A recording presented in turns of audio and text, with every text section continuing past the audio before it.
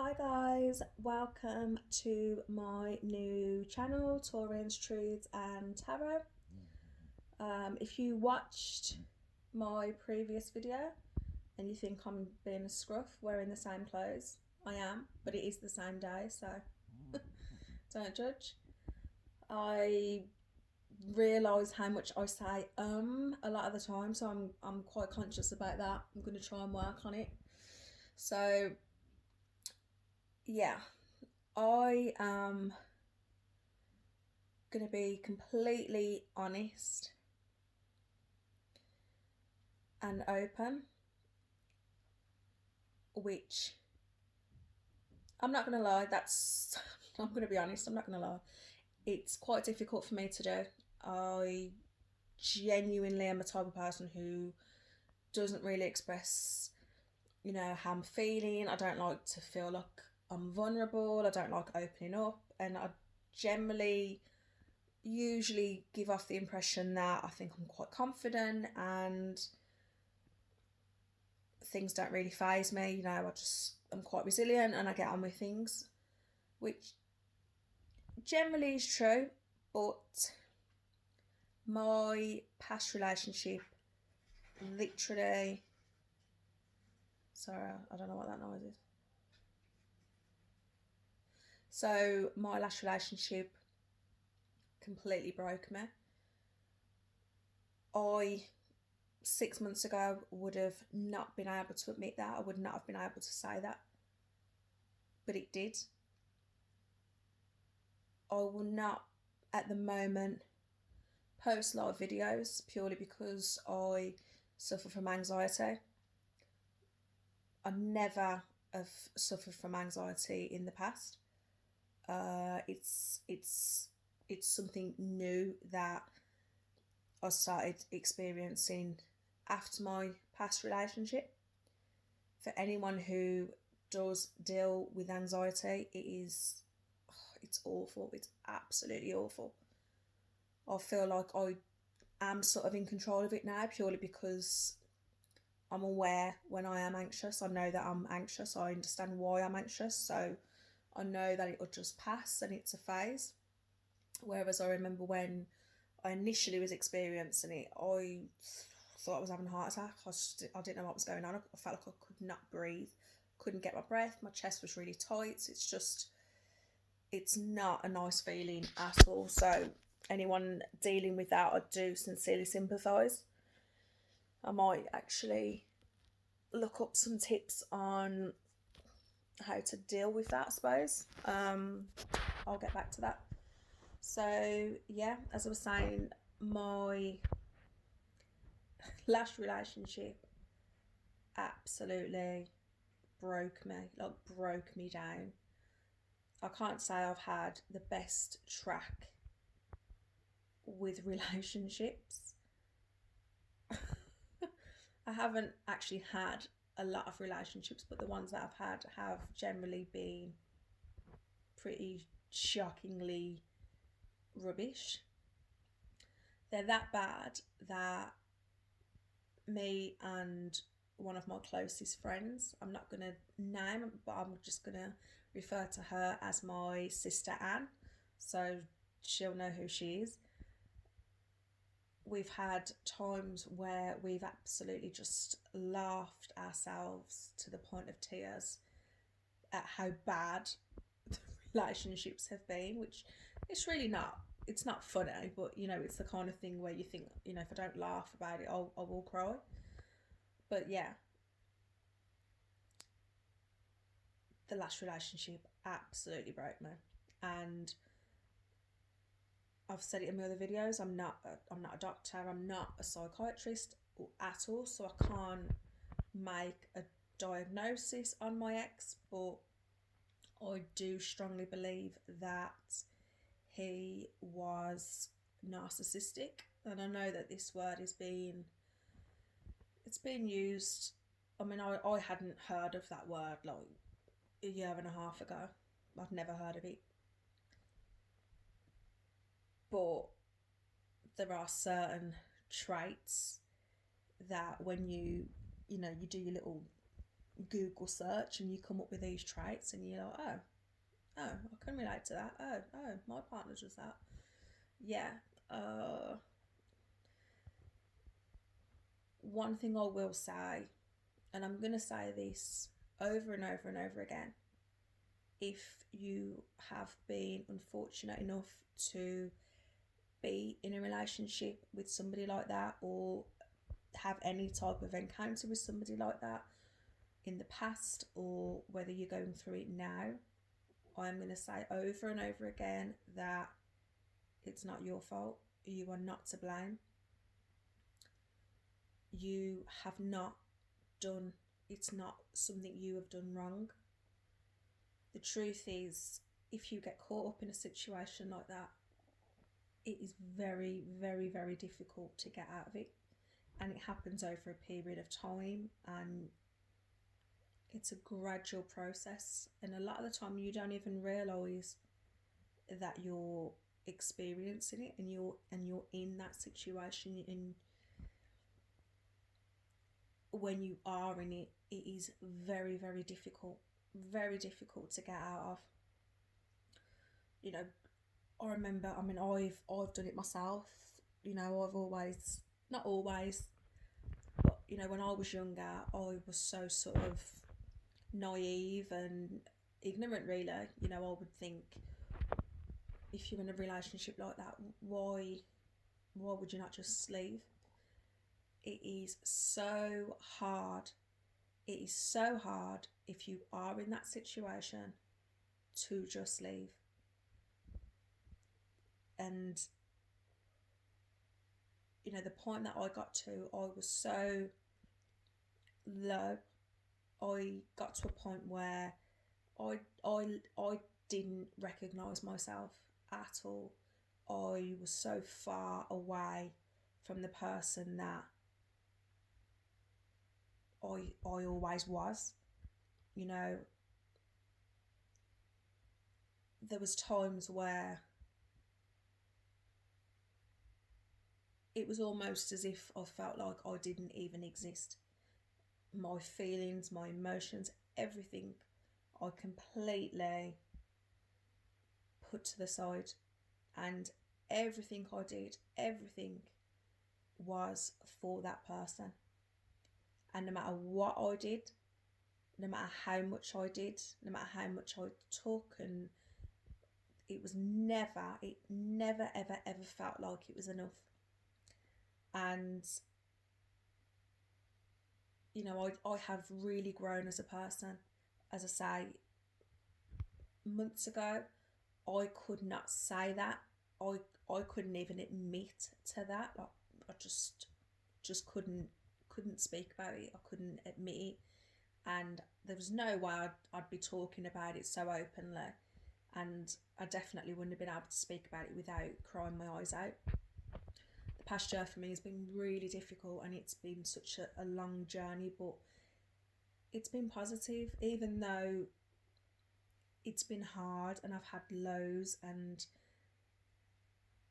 I've genuinely never felt like this is so overwhelming that I need help. I need to take this time to acknowledge what I've been through and heal from it. So yeah, I'm basically I'm just going to talk about the relationship that I was in, and my whole purpose of this really is I am putting myself out there. It's purely if I can help even one person, then I feel like I've done something positive and proactive.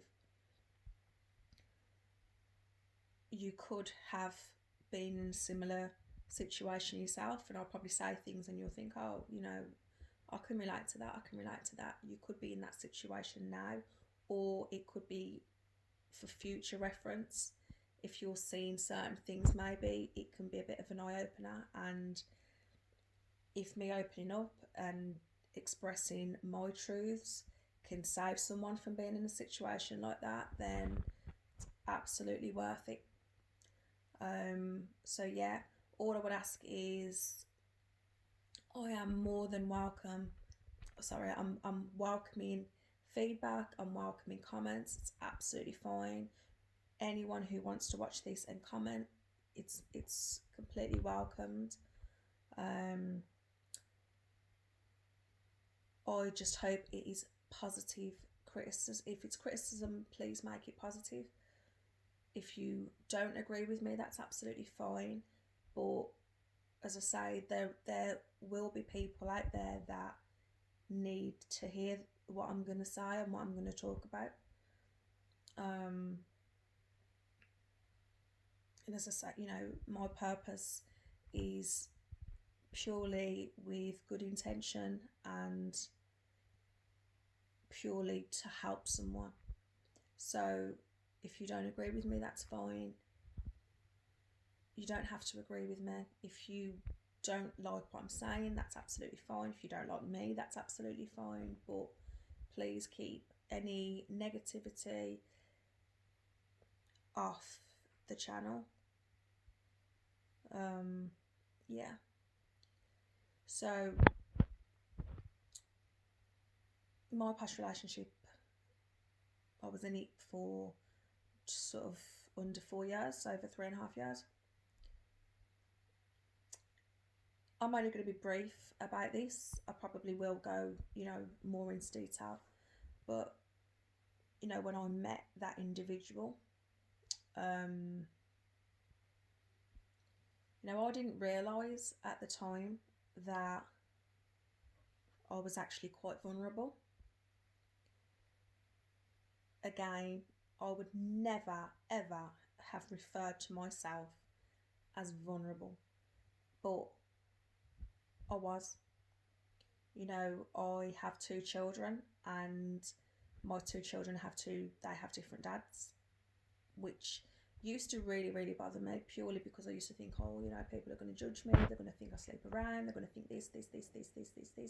Truth is, I never went into those relationships thinking that they wasn't going to work. I wouldn't change my children for the world. I love them more than anything. I don't regret it. They're my kids, and I do absolutely everything for them. So the fact that they've got 2 different dads doesn't bother me. People want to judge, they can judge. I really don't care. And when I'm saying that, it bothered me, I would never judge somebody else in that situation. It happens. It was just, I suppose I never thought that I would be in that situation. Not that I'm different to anybody else. I just didn't. But you don't expect it, do you? You don't really. Anyway, going off subject.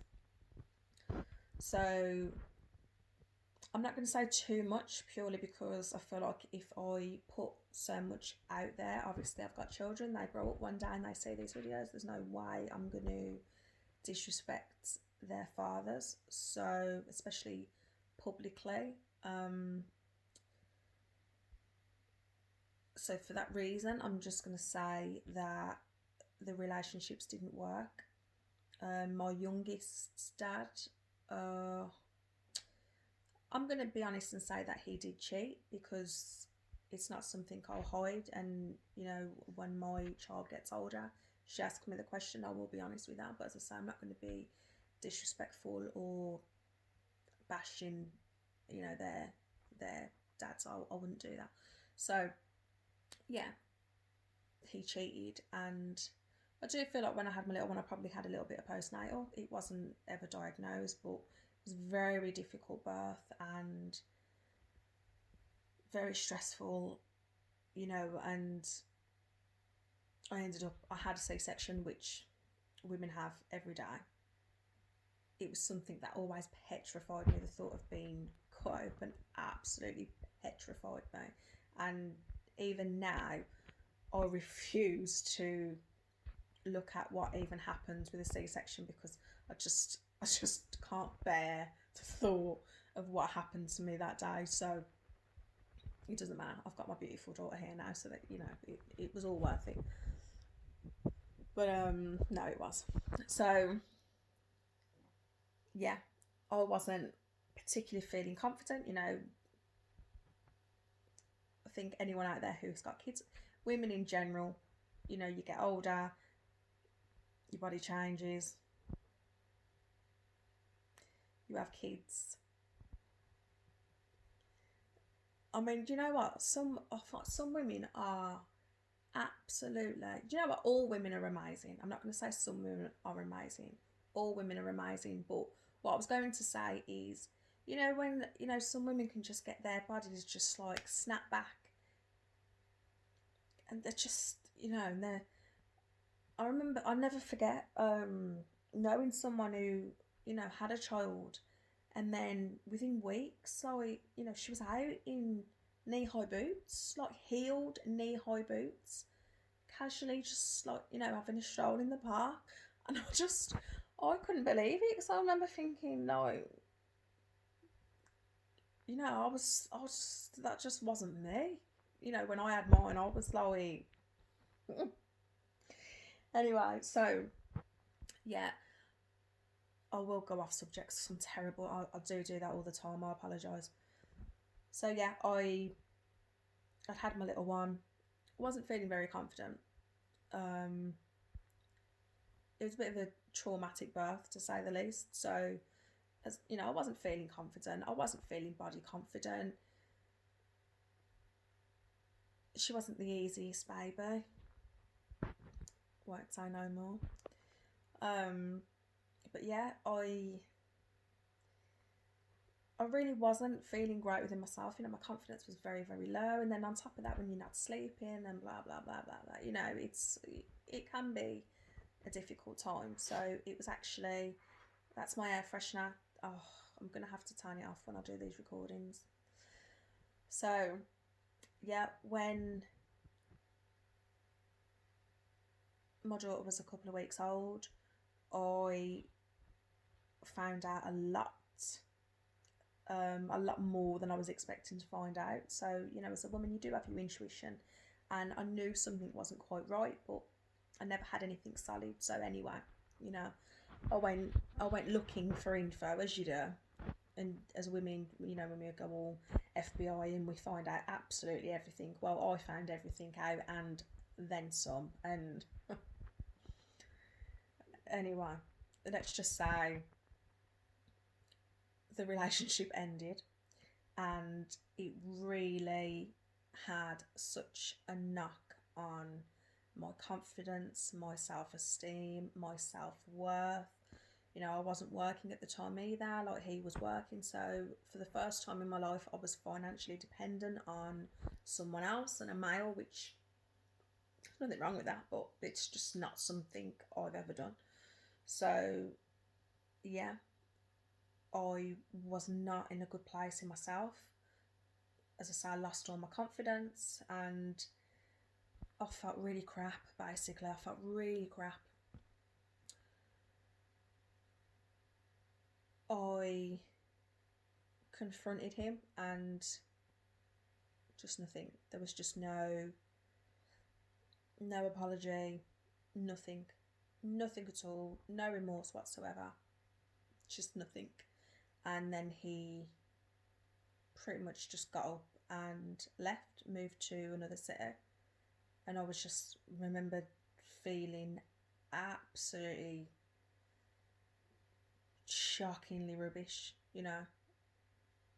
Self-esteem was literally non-existent. So when I look back now and I think of that situation, I think, you know what, I was vulnerable and I was not ready to get into another relationship. I should have stayed on my own. I should have got my confidence back up. I should have done all those things, but I didn't.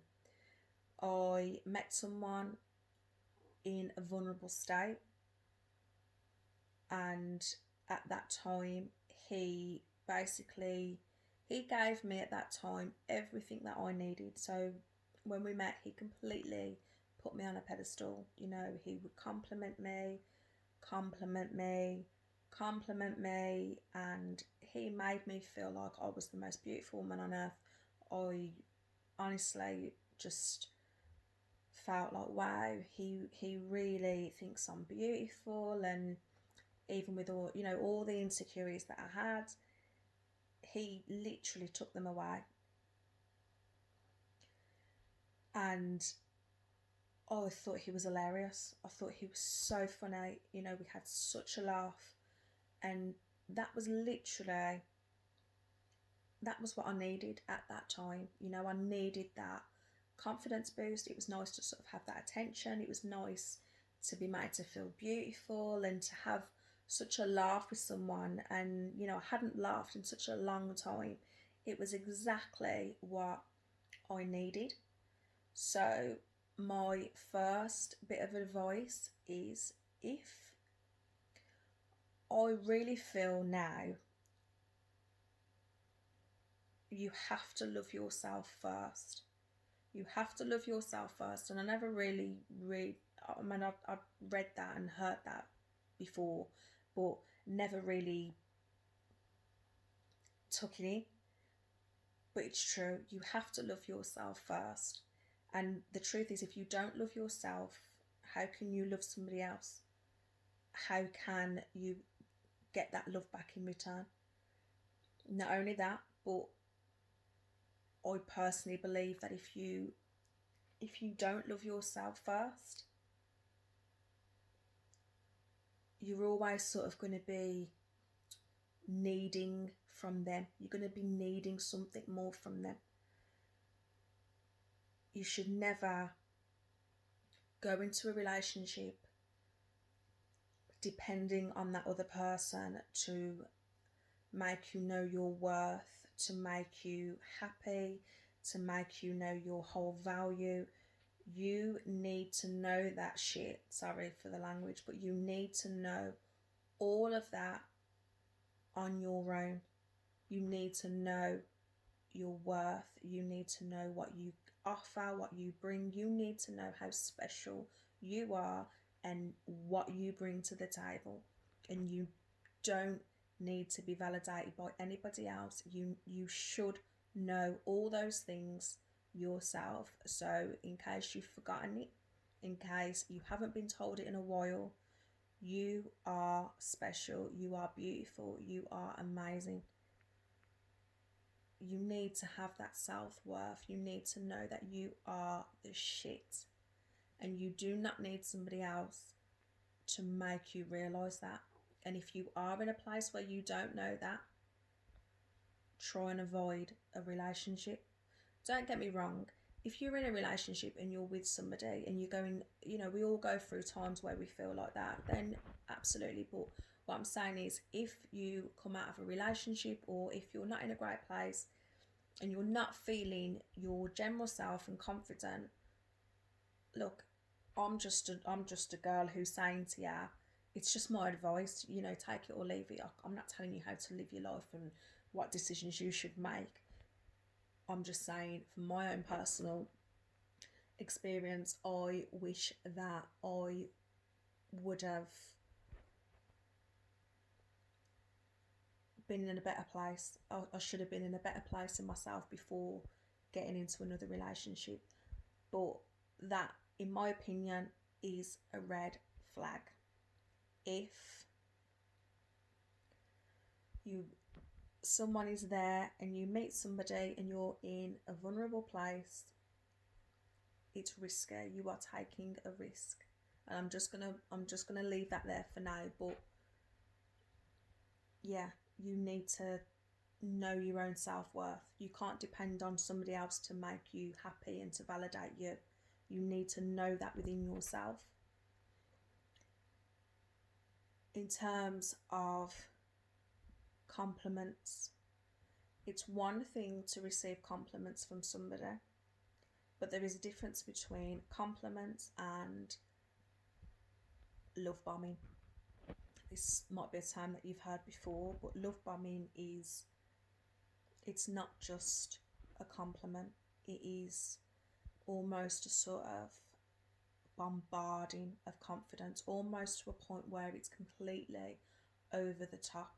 You know, when you hear it all the time, if something sounds too good to be true, it very likely is. If if you've got somebody who hardly knows you, yet you are the best thing since sliced bread. I mean, I don't even like that saying. I mean, what's so good about sliced bread? I don't like it. It makes me bloat. So anyway, what was that? Yeah, if they hardly know you, yet they're telling you how, you know, you're perfect, you're this, you're this, you're this, you're this, you're this, you're this, you're this. How do they know that? You know, as I say, it's one thing to have a compliment, but when it is so over the top and it just seems too good to be true, you know, when it's constant and it's things that you're complimented about, and you think, well, really look at that and think, well, actually, have I expressed any of that to you? Have I opened myself up for you to know that about me? Like, where is all that coming from? If somebody is complimenting you over and over and over again, and it's about things that they don't even know about you yet, then just be cautious. I mean, don't get me wrong, there are people that are complimentary, but if it gets to a point where you actually stop and think, hang on a minute, you've only known me 10 minutes. I could be an absolute and complete and utter psychopath who's going to key your car next week. And, you know, I'm not saying that you are that way. I'm just saying, if they're telling you things about you that they don't know yet, then just take caution with that. It can be love bombing. It can be love bombing. So when I'm saying certain things now, if it's just sort of like one thing here and there, then don't, you know, no one's perfect. But if I'm saying things and it's like, okay, yes, that makes sense, that I can relate to that. If it's a number of things, then be very, very cautious. So, as I was saying, in the beginning, everything was great. I was being complimented all the time. I was flattered all the time. I was put on this pedestal. He was talking about me to his friends and family, saying how amazing I was, and, you know, literally completely filling my head with how great I was. You know, all of it. There was the laughter. In the beginning, I remember him saying to me something that he experienced that was very upsetting for him. It was very hurtful for him. He was very open with it, and he said he struggles with it now. He struggles to deal with it. I remember at the time thinking, wow, he's so open, he's so honest. It's so nice that he's been able to let his guard down and open up to me about that and show me this sort of vulnerable side of him. And I actually remember thinking that was quite, you know, commendable. Like, I remember thinking, oh, you know, wow, he's really honest, he's really open, and it gave me this sort of false sense of security that I could be open and vulnerable with him too. So I told him all my insecurities. I told him all the things that I was a little bit, you know, just generally anything that I felt a little bit. At the time, it was like, you know, I used to think, oh, you know, my kid's dad's and blah, blah, blah, blah, blah. And I did sort of have a little fear about that I'd be judged. Not now, I don't care now, but back then it was something I just felt a little bit of a way about. Like, you know, I'd had 2 unsuccessful relationships, and, you know, I suppose it kind of made me feel like, well, is it me? Am I doing something wrong? And it's not me, because I'm absolutely fabulous. I'm joking. Well, actually, I'm not joking. I'm telling you to have this self-worth. So, yeah. So, yeah, I remember thinking, gosh, she's like really opening up, and I really respected it. I really, really respected it. Down the line, I'll come to discover and realise that this is a trait of an abuser, which might sound really bizarre. And as I say, don't take what I'm saying. If I'm saying a red flag, if it's just one of these things, it doesn't automatically mean that the person that you're dealing with is narcissistic or abusive. But as I say, if I'm saying things and it's like you can relate to that, and that, then please be a bit more cautious of it, or just take note. Yeah, I later actually thought that is actually somebody preparing, which may sound odd, but when somebody is, and it's always the case when you sort of go into new relationships, you want to put your best foot forward. Everybody does that. But people that are abusive like that plant this seed, and it's purely because they can only keep up a pretense for so long. And within months, that person that you thought they was, you'll start to see changes. And that little sub story that they've given you as to what they struggle with, or what they've had a hard time with, that is the excuse. That is something that they can fall back on when their behaviour towards you changes. So, I'm sorry that I was screaming in your face. I'm sorry that I called you that. I'm sorry that I did that. I'm sorry that I acted that way. I'm stressed about this. And you'll find it will be used as an excuse over and over again. And the reason why they're so smart with it is because a lot of the time they've painted this wonderful picture that they're this wonderful person, and a lot of the time that's the person that you're falling in love with. You're attached to that person. You see them as that person. So when they tell you this sub story, when they open up, a lot of the time you'll actually think, oh, that's a shame, that is. And you'll feel sorry for them. You'll actually feel bad for them.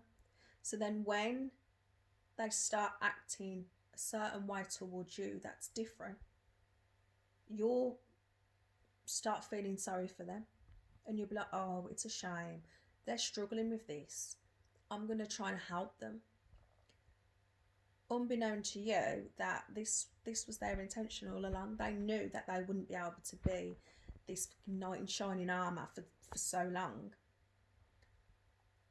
It's a red flag. I'm just putting that out there. Another thing, if the relationship goes very, very quickly, again, sometimes you will get into a relationship with someone and it just naturally goes that way, and that can happen. But if you feel that this person is, everything sort of seems rushed, they want to move in with you quickly, they want to put a title on the relationship very quickly, everything's very, very quickly, they want to get in with your friends and family very quickly, they introduce you to theirs very quickly. It's, when I look back now, I think it was almost forced on me, in a sense that, don't get me wrong, it's not like I didn't have control of the situation, but when I look back at it now and I think, well, actually, he would just turn up. Like, I remember him just sort of turning up at my family home, and I didn't invite him, and my children were there, and I wasn't ready for my children to, not because I had, my youngest one was like a baby, so she was oblivious, but my older one, I didn't want to be revealing that I'd met someone at that point, and I definitely didn't want him around my children or anything like that. And in normal circumstances, I would have, if he'd have said to me, oh, I'm in the area, I'm going to come and see you, I would have said, well, actually, no, it's not a good time, I'm with my children or whatever. But he just sort of turned up. And at the time, I just thought, oh, bless, he really wants to see me. Whereas, and now I look back and think, well,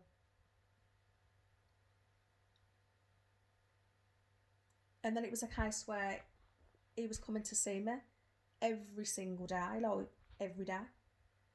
And I remember thinking back then at the time, oh, you know, he's missing me. Like, you know, he really likes my company. He really wants to spend time with me.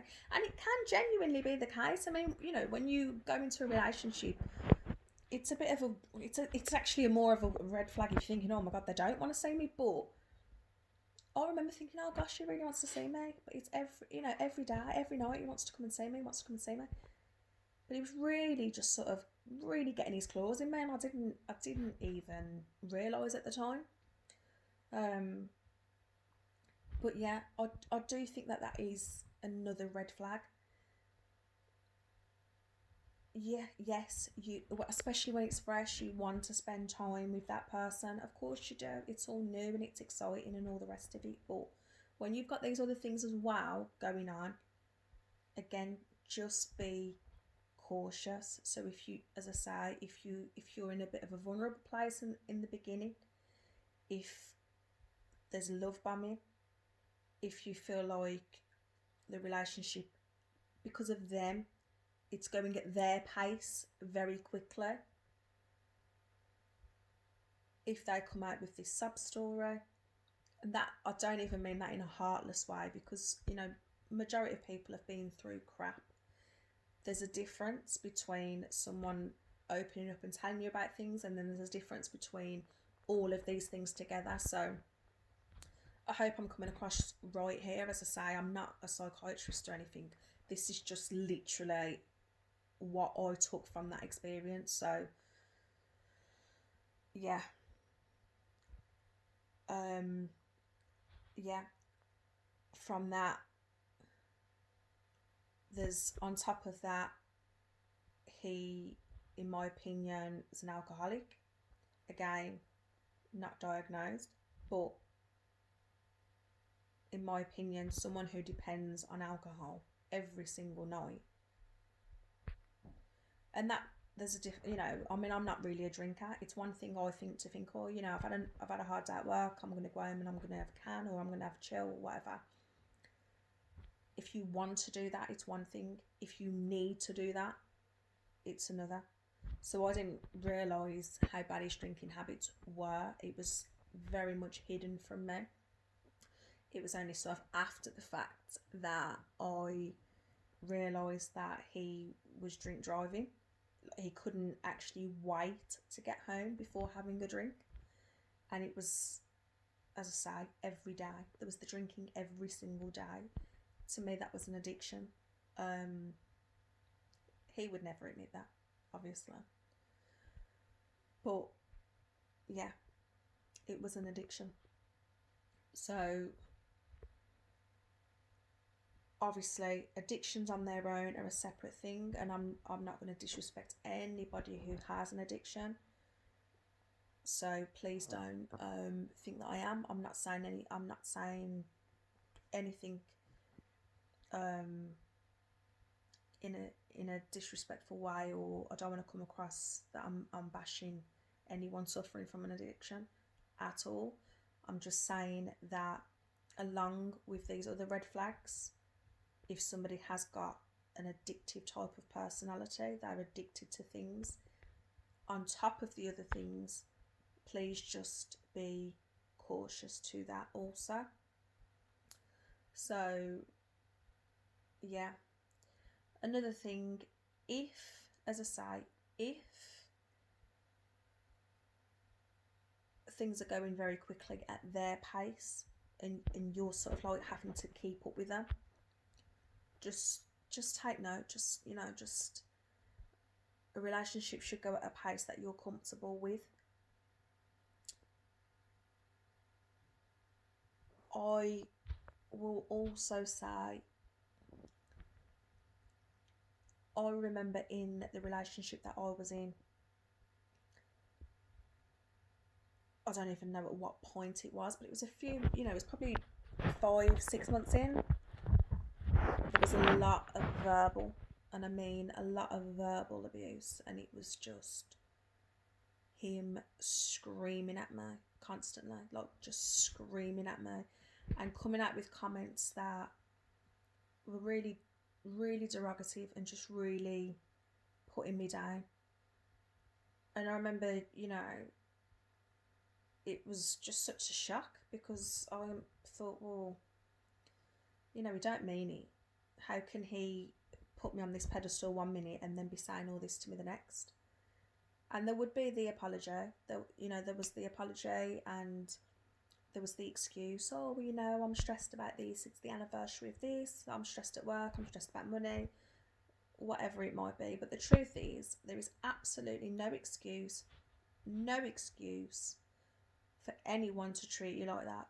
There's no excuse for it. I've been through crap in my life. I would never dream of screaming at somebody the way that my ex screamed at me, and saying the cruel, vile things, that verbal bashing that he did towards me. I'd never dream of it, like, intentionally anyway. I'd just never dream of it. There's no excuse. None. I don't. It's unfortunate when people have bad experiences and when they go through things, and some people do take these things out on the closest people to them, but it doesn't make it okay. Is the point I'm getting at? It doesn't make it okay. So that is sort of the beginning. That's where it began. It was a lot of verbal, a lot of put downs, and I remember feeling so crappy, and I'd sit there crying. And initially, there was the apology, and you know, it went on like that for a while. And I remember in the beginning, like, I wouldn't argue back. I was so shocked by what he was saying to me, and how I just couldn't understand why he was acting the way that he was acting all of a sudden. And I generally thought, well, this isn't the guy that he was when I met him, so there must be a reason. It must be because he's stressed or he's upset about whatever. And you know, that was literally my mindset back then. So as the relationship went on, and as the relationship developed, there'd be a lot of verbal, a lot of that kind of treatment, that disregard, all of that. But the apologies stopped. And it would be a case where I was having to say, you really upset me yesterday when you said that. You really upset me when you said that. You know, you really upset me last week when you said that. Oh, well, you know, I don't remember. I was drunk. Oh, well, I didn't mean it. The apologies stopped. And then it went from a case where the apologies stopped to all of a sudden, everything was my fault. Everything was my fault. And it's literally that simple. It's a, you know, it doesn't happen overnight. It doesn't. But I then found myself in a situation where I'm being screamed at all the time. I'm being run down all the time. I am just generally feeling like crap all the time. And then being made to feel like it's my fault. You know, if you've ever experienced that, I'm sorry that you've experienced that, because it's awful. It's absolutely awful. But yeah, and not only that, not only did I feel like it was all my fault, but I felt sorry for him, thinking, oh, what a shame. Like, you know, he's going through all this. But, you know, I genuinely did. And then, so yeah, sorry, I'm just going to point out again, red flag. So, meeting and getting into a relationship quickly when you're in a vulnerable place, I wouldn't recommend it. If you meet somebody and there is this case of love bombing, remember, it's not just your compliment here and there, it is an absolute overkill on, it's too much. I mean, I hate to say that there is such a thing as being complimented too much, but there is a difference. There genuinely is a difference.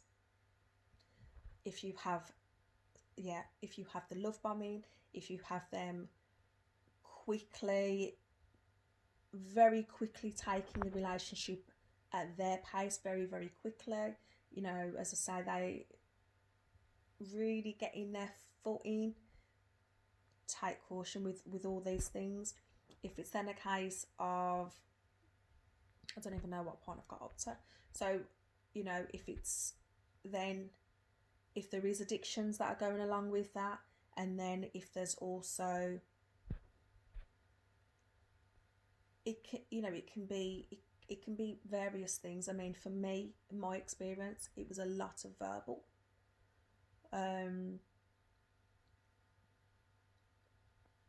If you notice that this person doesn't take account, they don't take accountability, you know, also, I'm going to say this, so it's less easier to spot, but if watch the person, and you know how they are around other people really will tell you a lot. And a lot of the time, these are things that we miss. If, just as a general scenario, if they're telling you about a situation and they believe that they're right in that situation, and you're sitting there and you're thinking, well, actually, you know what? I think you're in the wrong. Like, you know, you should be able to tell somebody that and say, you know what? I actually think that you're wrong. Like, from a different perspective, it might look this way or blah, blah, blah. If they refuse to admit that they're wrong and they don't take accountability or see it from another perspective, that is a red flag. Because, do you know what? I'm a very stubborn person, and sometimes I think I'm right most of the time. But if somebody says to me, well, you know what, you upset me with that, or when you said that, it came across that way, or blah, blah, blah, I might not initially think, oh, sorry. I don't like apologising. But I will reflect and think, do you know what? If it could have come across another way, then okay, I can see why it could have come across like that, and I'll apologise. But if you're with somebody and they will not take accountability for their actions or even acknowledge another perspective on it, red flag. Red flag. So yeah, if that becomes a case of the blame game and you're to blame for everything, it's not looking good. It's not looking good at all. If you notice that they're trying to create a wedge between your friends, your family, or generally anyone around you who is sort of opinionated or will sort of call them out on their crap.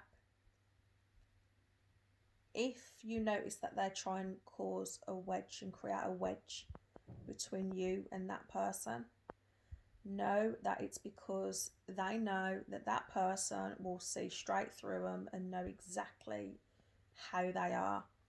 And the last thing that they're going to want is you having somebody close to you who's in your ear highlighting their behaviour. They're not going to want that. They don't want that.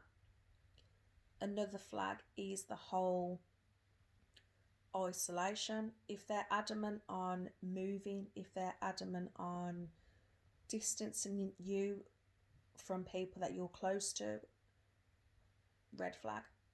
Definite red flag. In my circumstances, my ex from a different area, and I remember him, you know, constantly saying, let's move over there, let's move over there, let's move over there. And I actually considered it. I did consider it. And I remember it was actually my mum who said, well, you know, he was saying to me, oh, well, my friends are over there, my family's over there, everything for me is over there. And I actually thought, well, hang on, that's all well and good, but everything for me is here. I remember thinking, you know, if I move there, I've got to uplift my kids, I've got to change their schools, I've got to do all this, and then I'm away from my family. And my mum actually, when my mum said, I did actually take a step back and I thought about it, and I actually thought, you know what, now I'll be away from all my family. But that is that's a big, big red flag. If you feel that they're trying to create wedges between you and close people to you and distance you from those people, take caution. Then there is another thing that I think is very controlling. Now, this is a hard one because you can be in a relationship and someone can be saying to you, they'll make comments about what you're wearing, they'll make comments about where you're going, and it's very obvious. Sometimes it's that obvious where they'll be like, well, you're not going out wearing that, or what are you wearing that for, or I don't like that, change.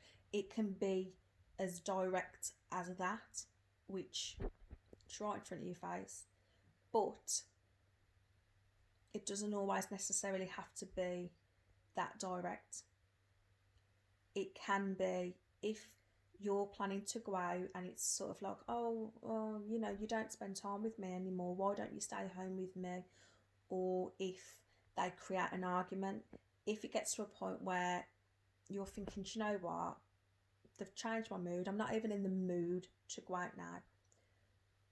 All of these things can be a form of control where they put you in this, you don't want to go out, you don't want to see your friends, you're not in the mood to, or they've made you feel like crap, so you're like, you know what, I don't want to go out now, I can't be bothered to do my makeup and do my hair, or you know what, you're not feeling confident. So a normal outfit that you'd think, oh well, I'm going to get dressed up in this and I'm going to go out, it's sort of demotivated you and it's taken that away.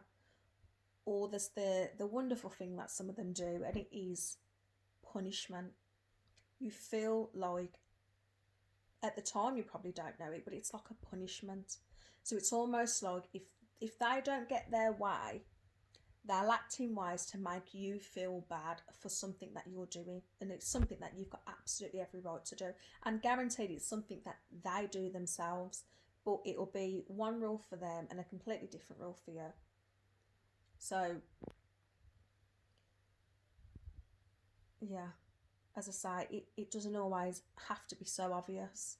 If they're creating arguments, if you're getting home and even down to like they don't speak to you, or they ignore you, or they seem to be just in a mood, it can be very subtle, but it's their reaction to the fact that you've done something that they didn't want you to do.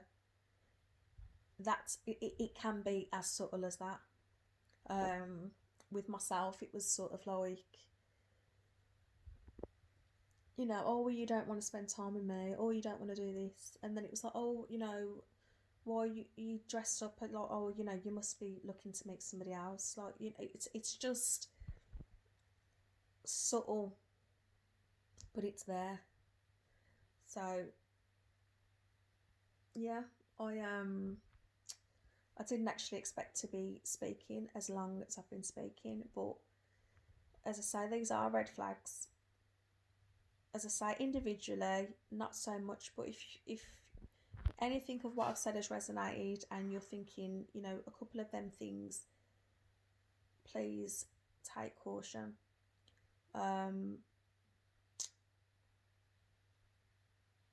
Yeah, I hope that this has been helpful. I will say it is purely just from my own, experience. If you are in that situation, it's hard,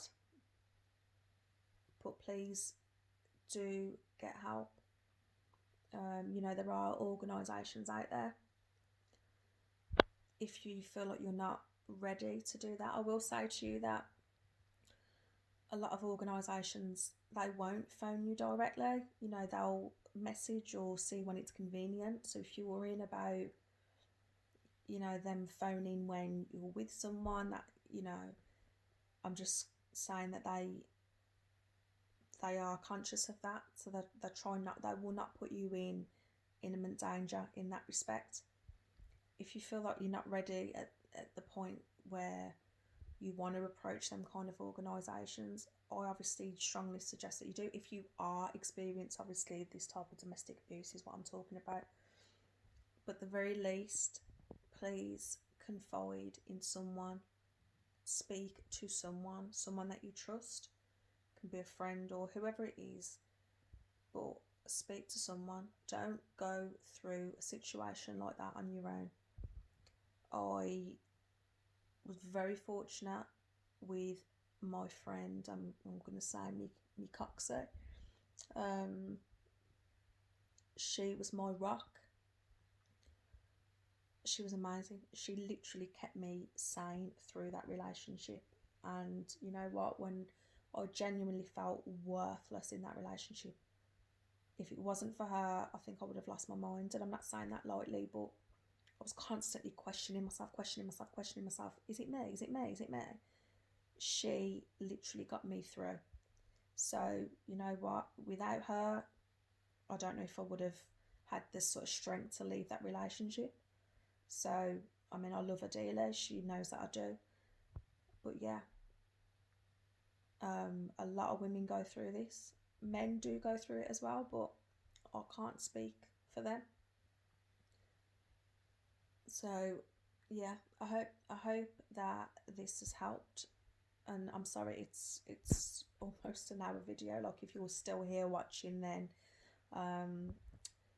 yeah, thank you. I will say